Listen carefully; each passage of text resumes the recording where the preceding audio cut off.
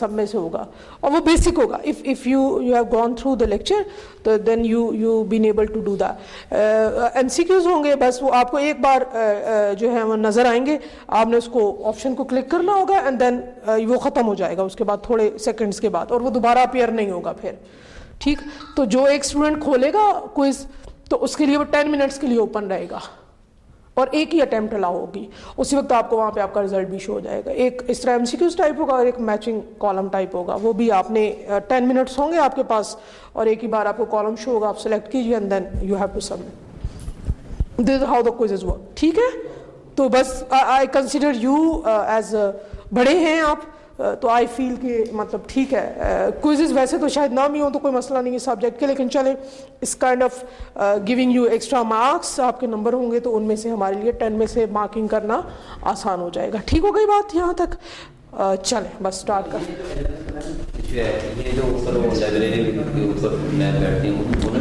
मैं बताऊँ, मुझे सच में ये बात नहीं पता कि ये कौन करता है, लेकिन आप मौसम भाई से बात कर सकते हैं बिकॉज ही इज़ योर हाँ जी कोऑर्डिनेटर. अरूसा ही करती होंगी, हमारा अंडर ग्रेजुएट का अरूसा करती हैं. एमएस का कौन करता है? कमरान भाई वही करती है. बैठ जाए ना, खड़े क्यों हैं आप? बैठ जाए करें. देख लें, मुझे सर बिल्कुल पता नहीं है, अंदाजा नहीं है इस बात का. बस नहीं, असल में इनका ना रजिस्ट्रेशन ही नहीं है, कुछ की तो रजिस्ट्रेशन ही नहीं है, एलएमएस पे शो ही नहीं होते मुझे उनके. हाँ, मैंने सारी लिस्ट निकाली है पूरी एलएमएस से, तो ये जो 4-5 हैं वो नहीं शो हो रहे हैं. ये कह रहे हैं कि नहीं मैं तो रजिस्टर्ड. आप लोग डीएल के? अच्छा अच्छा, कुछ पढ़ते हैं कि कोई नहीं? बस अल्लाह माफ करे जी. कोर्स के मटेरियल्स क्या पे पढ़ा? हाँ, ये तो बड़ा अहम सवाल आपने किया. कोर्स के मटेरियल्स दो चैप्टर हैं बुक के, मेरे जो पढ़ाए हैं. मैं दिखा देती हूँ, 1 मिनट. बेशक आप रिकॉर्डिंग स्टार्ट कर लें ताकि जो बच्चों के लिए, जिन स्टूडेंट्स के लिए जिनको नहीं पता तो वो ये देख लें. मैडम मेरा नाम भी हाईलाइटेड है, मैंने मुझसे तो बात की थी, वो कह रहे थे कि आप लगा तो वो रजिस्टर्ड है. मैं यही हैरानी थी मुझे कि ज़िशान का किस तरह से मतलब नाम नहीं आ सकता. आपका तो नाम पिछले सेमेस्टर से हमारे पास है. देख लेंगे फिर. आप अपने ऐसा करेंगे, एलएमएस चेक कर लें, शायद मेरे पास कोई एरर हो. हम अभी इधर भी चेक कर लेंगे थोड़ी देर में, बाद में क्लास के एंड पे. ठीक है. अच्छा, ये आपकी बुक है जिसमें से हमने कुछ 2 चैप्टर पढ़े हैं. वो 2 चैप्टर आपने बुक में से ही पढ़ने हैं. I quickly go through the both chapters. The first one was the fundamentals of energy, science and tech. इसमें जो हमने पढ़ा है that is chapter number 1 and the chapter number 2, energy conservation. These both were actually the introductory chapters.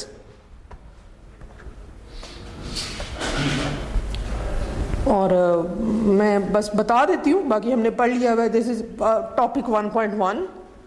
No need to go through the oil crisis. I mean, you must know that there were oil crisis in 1973 और उसके बाद हम renewable की तरफ आए हैं. जब हमें पता चला कि ये फॉसिल फ्यूल्स तो जो है ये एंड हो जाएंगे, तो हमें समझ आई कि नहीं, हमें रिन्यूएबल की तरफ भी जाना है.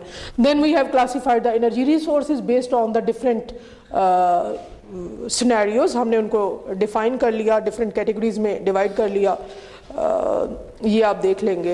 एनर्जी मिक्स आपको पता होना चाहिए, updated energy mix. You must know the energy mix means what is the contribution of the resources of energy in each sector. You could go through for the Pakistan as well as for the Asia and for the world as well. You have to go to the website IEA, international energy agency association. I am sorry, either association और agency. वहाँ से जाएंगे तो वहाँ से आपको latest data मिल जाएगा. Energy mix का मतलब whenever I say energy mix, it means you must know about this.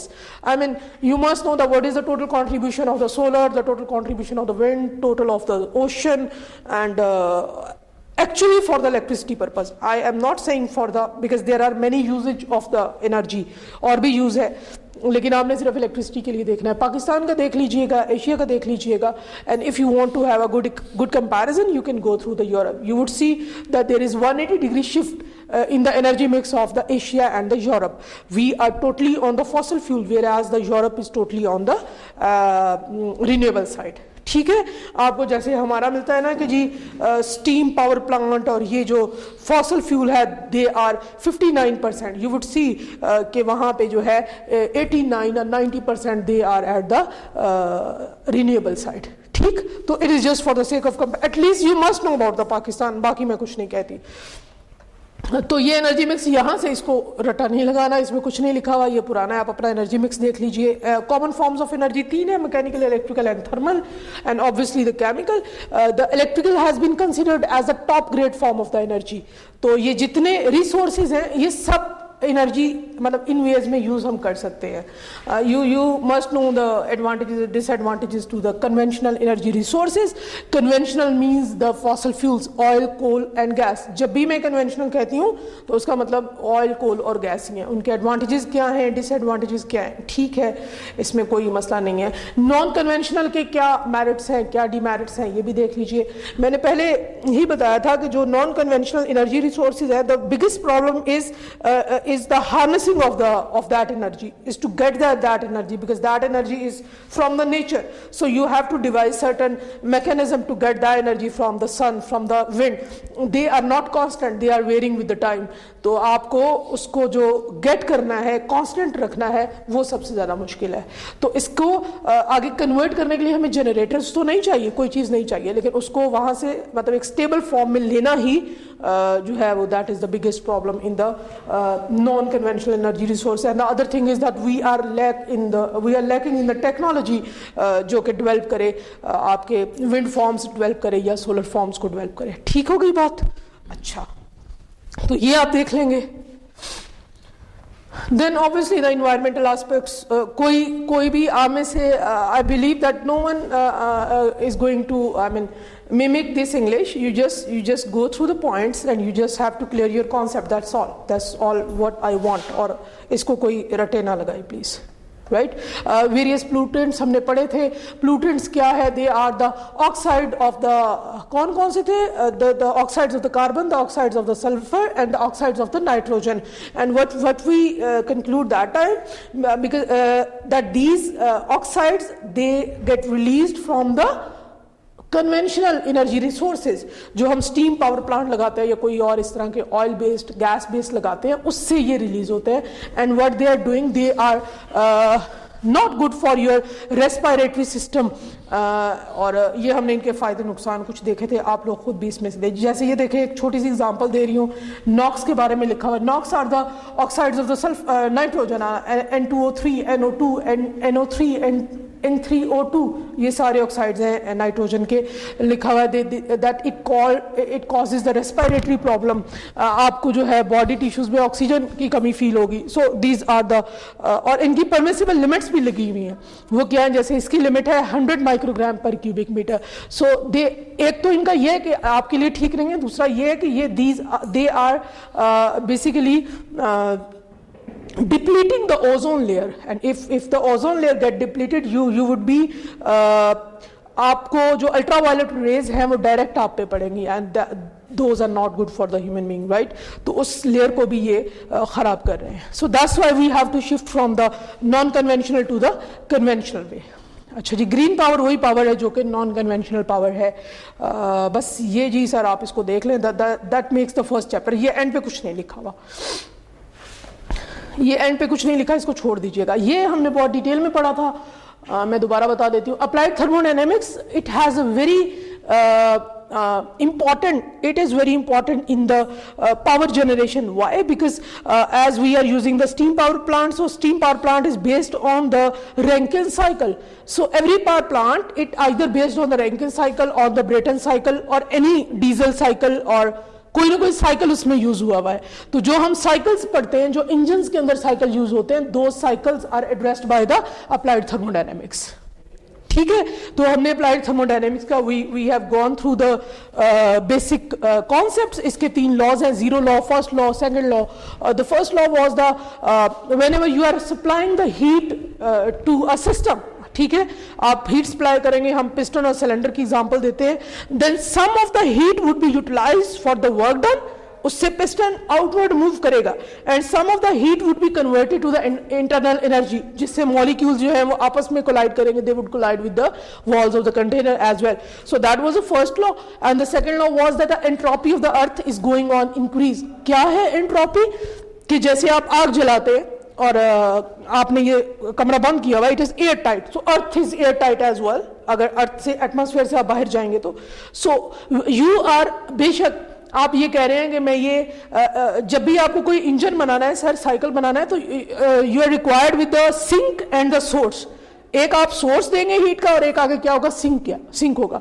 हमारा सिंक क्या है? Our sink is the earth, is the globe. हम सारी की सारी हीट कहां इजेक्ट कर रहे हैं? एटमॉस्फेयर में. अगर एटमॉस्फेयर में इजेक्ट कर रहे हैं तो it means that one day it would happen that it will explode. तो एक्सप्लोड ही कर जाएगा ना. ऐसे ही है कि जैसे सिलेंडर है, उसमें गैस भरते जाए तो एक्सप्लोड कर जाएगा. So this is the second law of thermodynamics that says the entropy of the earth is keep on increasing. So what we have to do, हमें जो सिंक है अपना, उस सिंक को हमें अर्थ पे नहीं छोड़ना, उस सिंक को हम वापस ले आए, किसी तरह कंबाइंड साइकिल बना ले या रिसाइकिल कर ले और उस सारी हीट को हम क्या कर ले, दोबारा यूटिलाइज कर ले for the energy generation purpose. Is that okay? So that was the second law of thermodynamics. ये मैं जल्दी से बता रही हूं, नहीं भी समझ तो बस ठीक है, देखिएगा प्लीज इसको. Then you have to go through the important terms. Important terms are the definitions, nothing else. कुछ छोटी मोटी डेरिवेशंस हैं, देख लीजिए please. then you have to go through the cycles. ये पढ़ना है जी आपने. ये एंड पे कंपैरिजन दिया होगा, वो मैं बता देती हूँ, वहीं पे जाएंगे बस. एक मिनट. ये चार इसमें साइकिल हैं. these are known as a power cycle. the ideal cycle is the which one is the Carnot cycle, or Carnot cycle is an ideal cycle with the efficiency 100%. What is the formula for the efficiency? 1 minus T2 over T1. So when the temperature power generation का क्या principal है कि sink का temperature 0 हो जाए और source का temperature maximum हो जाए. सो 1 minus T2 over T1. So T2 shall be 0 और T1 जो है वो जितना मर्जी मैक्सिमाइज हो जाए तो आंसर कितना आ जाएगा, 0. So that makes the efficiency of any cycle और एनी कोई भी इंजन जो है जिस साइकिल पे काम कर रहा है उसको 100% बना देता है. But it never happens, right?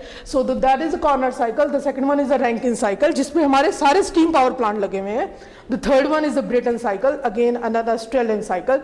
So you can see that all the working cycle or all the power cycle, they have the very less efficiency as compared to the Carnot cycle. How can I address the efficiency over here? जो Carnot cycle की एक area under the closed walls है, that is known as the efficiency, right? It is the TS diagram, sorry. T stands for temperature and S stands for the entropy. ये मैं बता चुकी हूँ पहले आपको. तो TS diagram देखें, आप ये देखें, जितनी इसकी किसी भी साइकिल की डेविएशन है from the Carnot cycle, that means the efficiency of the cycle is less. ठीक हो गया? That was about the first chapter. ये आप कुछ भी, मैं बार बार कह रही हूँ कि सिर्फ आप पढ़ेंगे, इसको रटा नहीं लगाएंगे. Energy conservation means you all know as that what we want to use the energy in the most efficient way. हम चाहते हैं एनर्जी को अच्छे से यूज कर लें. That is known as energy conservation. It has some of the basic terminologies. It has the energy conservation, energy audit क्या होता है, what are the ECOs are the energy conservation opportunities. So they are 3, the minor ECOs, the intermediate and the major ECOs. Minor ECO only include the switching of the light when you are leaving the room, switching of the heater when you are leaving the room, और इस तरह के जो छोटे छोटे हैं या street lights हैं जब यूज दिन में बंद हो जाए वो, तो ये minor ECOs हैं. The intermediate is that you have to upgrade your system. You can replace these electrical bulbs with certain efficient LEDs, right? और you can और इस तरह के आप यहाँ पे छोटे पीजो इलेक्ट्रिक मटेरियल लगा लीजिए, जब आप अंदर आए तो उससे कोई लाइट शाइट ऑन हो जाए. तो this is the second. And the third category is the reconstruction of the whole system और to installation of the renewable energy systems as compare to the fossil fuel based system. ठीक हो गई बात? तो ये ECO stand for the energy conservation opportunities. मैं समझ आ रही कि बस ऊपर से जा रहा है? अच्छा ठीक है. सॉरी, जी ठीक है। So what are the various aspects, हम किस किस तरह एनर्जी कंजर्व कर सकते हैं, ये सर आप देख लेंगे। कुछ हमने डिस्कस किया हुआ है, नहीं समझ आए तो वहाँ से देख लीजिए। एंड देन द क्या है सिंपल ईसीयूज कौन से होते हैं, इंटरमीडिएट कौन से हैं, और कॉम्प्रिहेंसिव या सी क्लास ईसीयूज कौन से हैं, ये आप इनके। The topping cycle and the bottoming cycle are very important. As I said the entropy of the earth keep on increasing, so what we want हम कम तो नहीं कर सकते, लेकिन हम उस हीट को किसी तरह रीयूटिलाइज कर सकते हैं। So there rise the two cycles, the one is known as the topping cycle and the other one is known as the bottoming cycle. What the topping cycle is that the top grade energy has been used for the production of electricity, और जो बाकी बच गई है heat, that is used for the heating purpose or the thermal purpose, then it is topping cycle. और bottoming cycle क्या है, that the top grade energy shall be used for the heating purpose and the remained energy can be used for the electricity generation. So this is the basic difference, कि जो पहले energy हम use करें जो top grade है, top grade मतलब first hand जो resource है एनर्जी का, वो अगर पहले इलेक्ट्रिसिटी प्रोड्यूस करे, इलेक्ट्रिसिटी के बाद आगे टरबाइन लगी हुई है, ठीक है, हमने T2 जो है वो कंडेंसर में छोड़ना है जिससे टेम्परेचर कम हो जाएगा।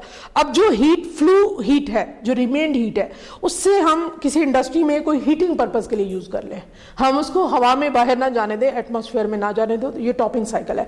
और बॉटमिंग ये है कि टॉप ग्रेड को मैं सीमेंट फैक्ट्री में किसी हीटिंग पर्पस के लिए यूज कर लूँ, जैसे है मैकेनिकल कॉम्प्लेक्स है, वहाँ पे ऑब्वियसली जिधर मैकेनिकल का काम होगा तो वहाँ पे उन्हें इलेक्ट्रिसिटी से ज़्यादा ये होगा कि हमें हीट चाहिए, तो अगर मैं पहले हीट के लिए उसको यूज़ कर लूँ और जो रह जाए एनर्जी उसको मैं इलेक्ट्रिसिटी जनरेशन के लिए यूज़ कर लूँ, तो that is the bottoming cycle. So they both are known as the combined को जनरेशन।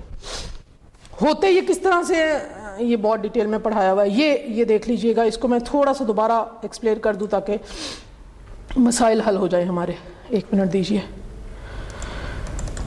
ये आपके सामने एक 1 minute. This is an open cycle gas turbine power plant. Either it could be the steam turbine, लेकिन चलो gas turbine है तो ठीक है। एयर कंप्रेसर लगा हुआ है आगे, combustor is used to where we usually lit the material, जिधर हम उसको आग प्रोवाइड करते हैं और उससे वो जलता है, that is known as the combustor. Oxygen provide करते हैं, और आगे गैस टर्बाइन लगी हुई है। तो ये एग्जॉस्ट हम एटमॉस्फेयर में सर जाने दे रहे हैं। अगर एटमॉस्फेयर में जा रहा है तो then your electrical output is 20% and your waste heat is 80%। This waste heat क्या कर रही है, it is just going into the atmosphere. चिमनियों से धुएं निकल रहे हैं और हमें पता नहीं चल रहा। और हमारा जो गैस, सोचे एक गैस टर्बाइन पावर प्लांट लगाया जिसकी सिर्फ एफिशिएंसी कितनी है 20% एंड द 80% इज वेस्ट। तो इसमें जो साइकिल यूज होता है that is Brayton cycle. Yes, अभी आगे 2 साइकिल आएगा तो मैं बता देती हूँ, ठीक है। अच्छा, यहां पे देखिए, क्योंकि इसमें सिर्फ एक ये ब्रेटन साइकिल ही यूज हुआ है, ये इतना सा। अच्छा, आगे देखिएगा, मैं अभी एक्सप्लेन करूंगी। यही साइकिल यहां तक था और हमने अभी पढ़ा है ऊपर गैस टर्बाइन 1 साइकिल है। जो यहां पे मैंने कहा था कि टर्बाइन, ये मुझे बताना होगा, एफिशिएंसी का formula is what, it is 1 - T2/T1। T2 is the temperature at the sink and T1 is the temperature at the source। जी मुझसे पूछे कौन बोल रहा है? T2 ये है, तो T2 वो वाला था जो एग्जॉस्ट हो रहा था एटमॉस्फेयर में। अब मैं उसको एग्जॉस्ट नहीं होने दे रही। What I have installed? I have installed the HRSG, heat recovery steam generator। मैंने वहां पे क्या लगा दिया, I have installed the heat recovery steam generator. ये क्या करेगा, मैं यहां से फीड वाटर भी कर रही हूं, पानी भी इसमें जाएगा, इसमें हीट भी, जो टरबाइन का जो दूसरा टेम्परेचर है वो भी इसमें आएगा, और उससे आगे क्या प्रोड्यूस होगी, स्टीम प्रोड्यूस होगी। When the steam will be produce that you can install the steam turbine. Obviously the low pressure steam turbine, high pressure नहीं हो सकती क्योंकि ये यूज्ड हीट है जो आगे आ रही है। ठीक हो गया यहां तक भी?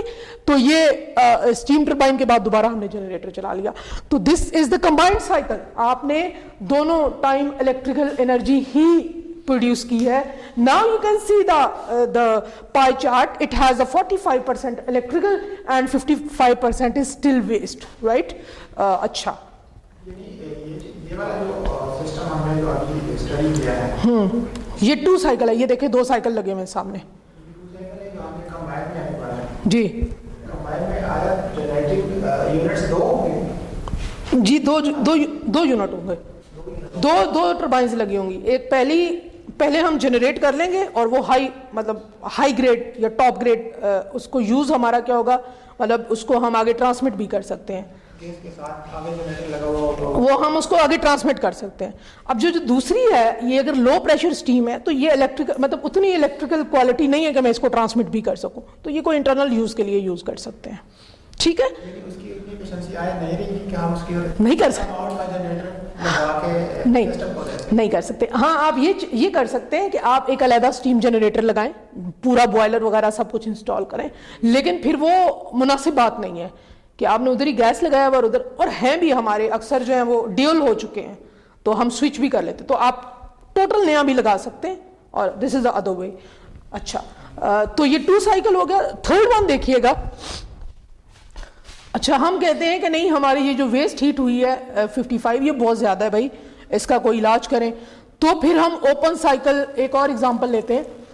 हमने टॉपिंग साइकिल यहां पे यूज कर, this is example of the topping cycle.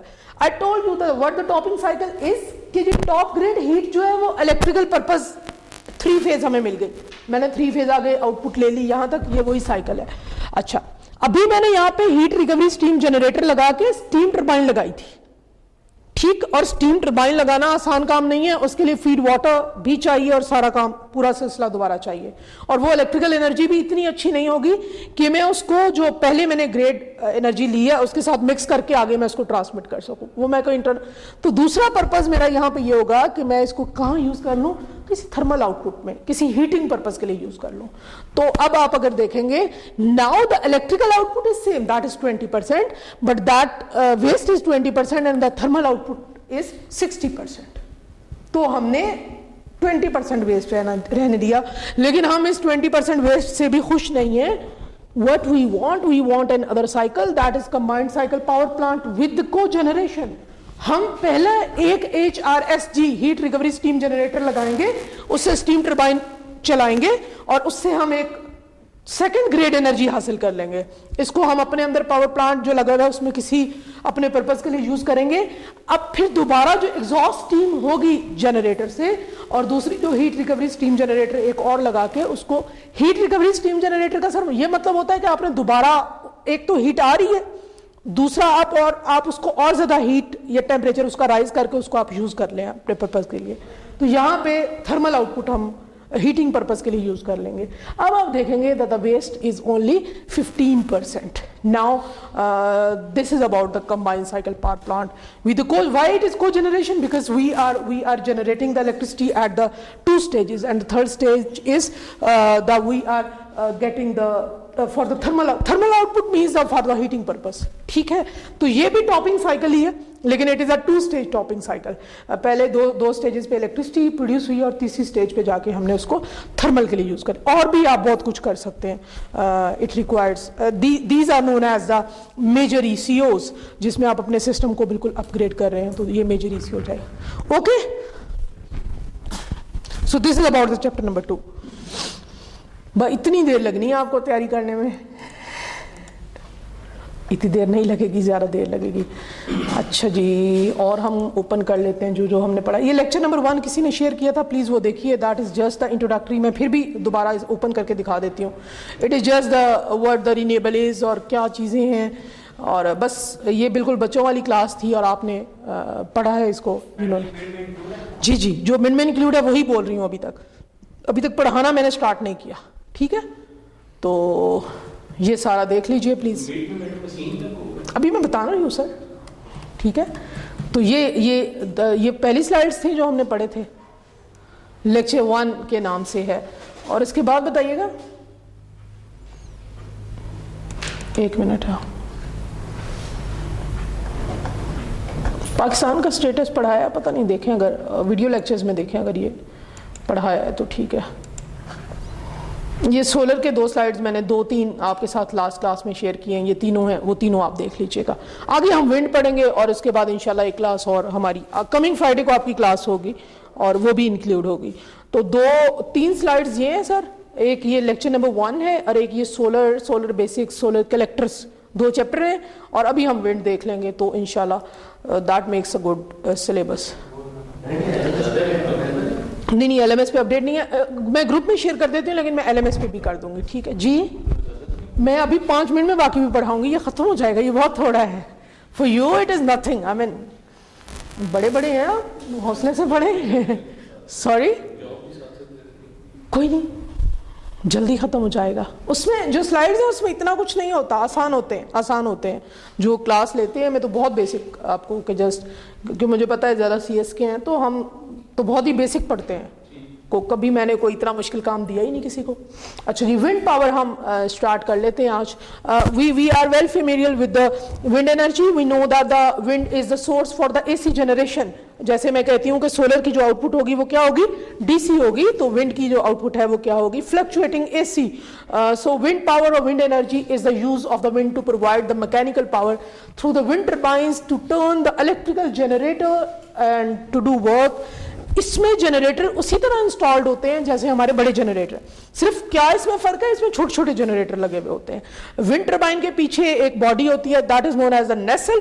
नेसल वही है जो पेडेस्टल फैन के पीछे एक जैसे लगा हुआ होता है, 3 उसके आगे हमने उसके पर होते हैं और पीछे एक ऐसे बॉडी, वही जो बॉडी है पीछे फैन के, that is known as the nasal.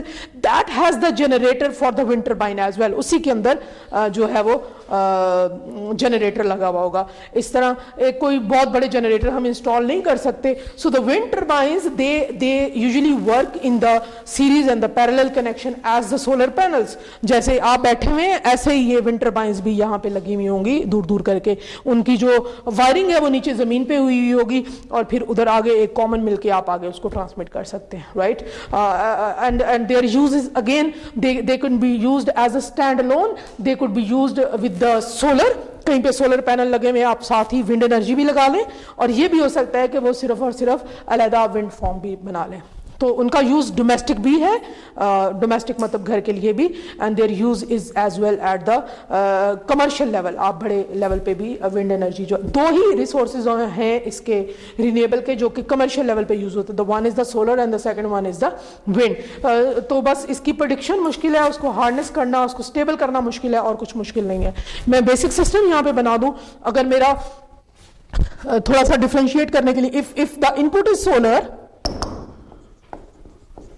so the output would be, let's say, the solar panels or solar forms, or you can say the arrays, कुछ भी नाम रखिए इसका, मैं कमर्शियल यूज के लिए कर रही हूँ। डोमेस्टिक यूज आप सब समझते हैं, ठीक है, डोमेस्टिक यूज जो आप घरों में लगा लेते हैं, right. So the output that you will get is the DC, and then you have to convert the DC into AC, and there, to convert the DC into AC, this form is known as the inverter,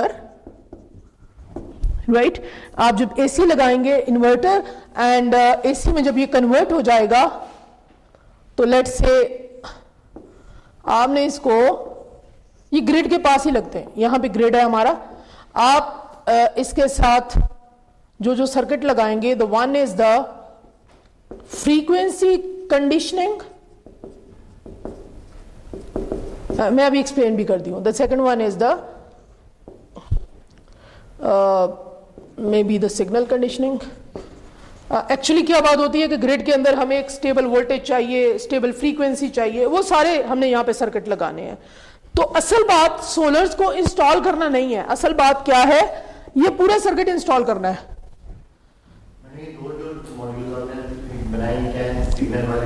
frequency conditioning के लिए जो use होगा, मुझे लिखना चाहिए था, that is the cyclo converter. Sir हमारी system की फ्रीक्वेंसी अगर 50 हर्ट्ज है, तो DC में तो कोई फ्रीक्वेंसी होती नहीं है, AC में फ्रीक्वेंसी होती है, तो मैं यहां पे फ्रीक्वेंसी को भी 50 बनाऊंगी, मैं यहां वोल्टेज को भी सेम करूंगी। तो ये, क्योंकि मुझे इसको आप यूं समझे सिंक करना है किसी 2 चीजों को, तो सिंक करने के लिए जो कुछ करना पड़ेगा, that required the power electronics, ठीक। अच्छा, दूसरी बात क्या है कि यहां पे input is the wind farm, we know that the output of the wind farm is AC, so there is no problem, right। अच्छा, ये भी हो सकता है कि ये कम हो और इसके आगे मुझे ट्रांसफार्मर लगाना पड़े, इसके बाद हम एक ट्रांसफार्मर लगाएंगे। Transformer is used to step up the voltage, और इस स्टेप अप को हम आगे क्या कर देंगे, we would transmit this voltage up to the grid station. GS stand for the grid station. सो द AC ही हमें मिली है. मुझे यहां सिर्फ एक वो लगाना होगा, रेगुलेटर लगाना होगा जो इस विंड को, इस वोल्टेज को एक वोल्टेज कर दे, ठीक है, जो इसको सिंक्रोनाइज कर दे. तो हमारे पास ये टेक्नोलॉजी है नहीं इतनी, तो इसलिए हम करते भी नहीं है. अच्छा ठीक है, it is just to tell you the how actually the system works. तो इसमें